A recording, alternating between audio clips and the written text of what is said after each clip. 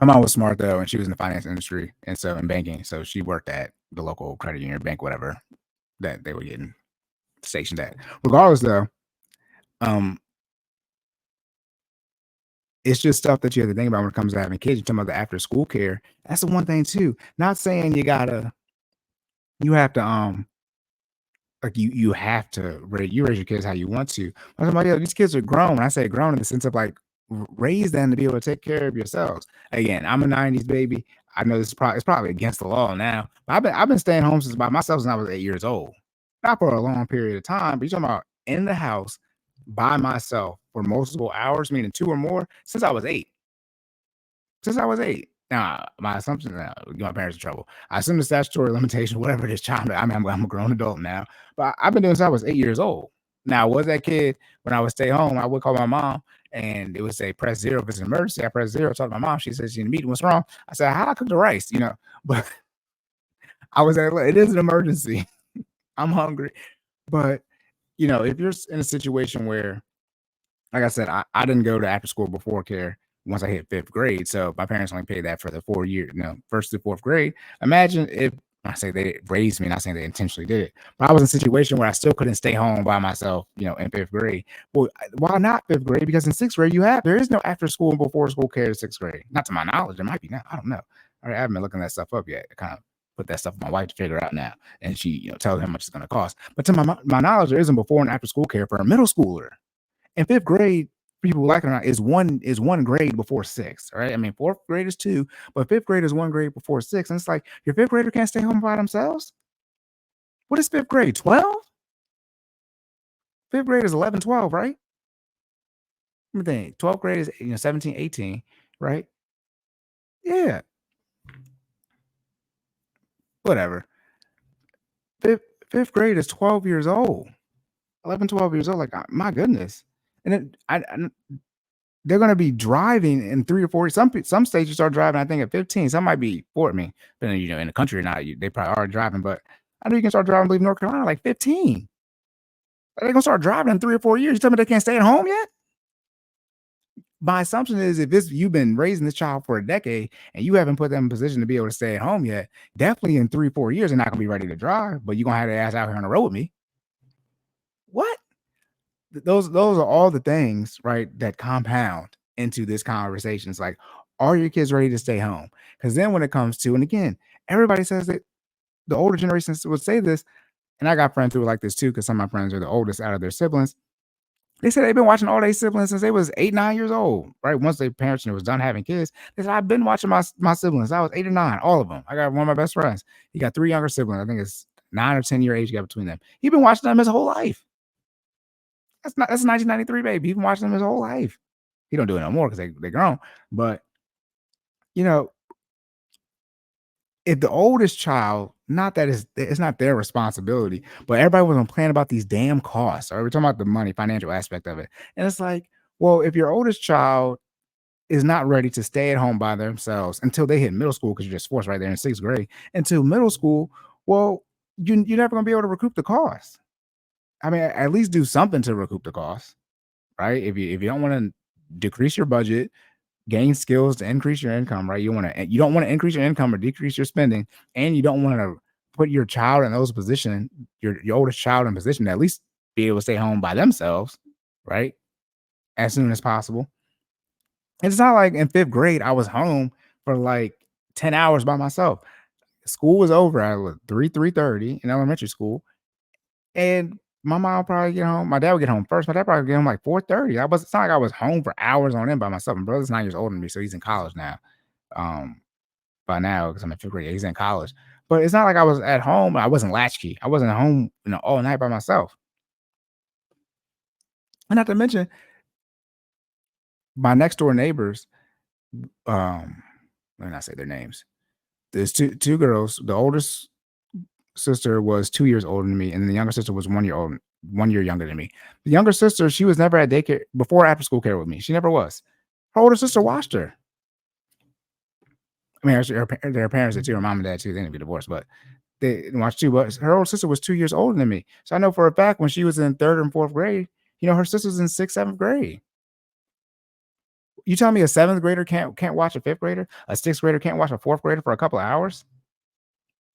I'm talking about siblings now. Your siblings, we live here to whatever. Maybe I don't know what I'm talking about. So I guess talk to me in 10 years, like when my kids are in this situation. But my son, he's the oldest. He's not gonna be forced to watch his younger. My wife and I are still discussing it. Right? My wife keeps saying we're gonna have twins next. Lord have mercy. Breaking news if it ends up happening. But he will definitely know how to watch his younger sibling. I won't say siblings, right? I'm not trying to speak multiple children in the situation, but he will be well versed on how to watch them, how to put stuff in the microwave. I know you don't know how to do stuff because let's talk about Gen Z crying when it comes to taxes. Like there's things in life you need to learn how to do, and a lot of this stuff is your parents putting this stuff, this level of information, this level of responsibility on you. And when did we come to the point where older siblings can't watch younger siblings? What? My brother, like I said, I would say my brother's 9 years older than me.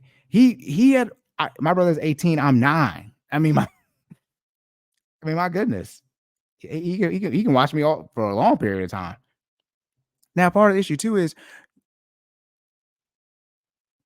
as I wrap up, as this episode going on an hour, people don't put their kids in a position to be self-sufficient. See, I was 8 or 9 years old. I could heat up my stove with lasagna, right? I could heat stuff up in the microwave, and 90s baby, but I entertained myself. I was on a video. I was on a video game. If I was home and we had electricity, which we did, obviously, right? It was good. We didn't need Wi. I didn't grow up on Wi-Fi, right? Because it wasn't out yet.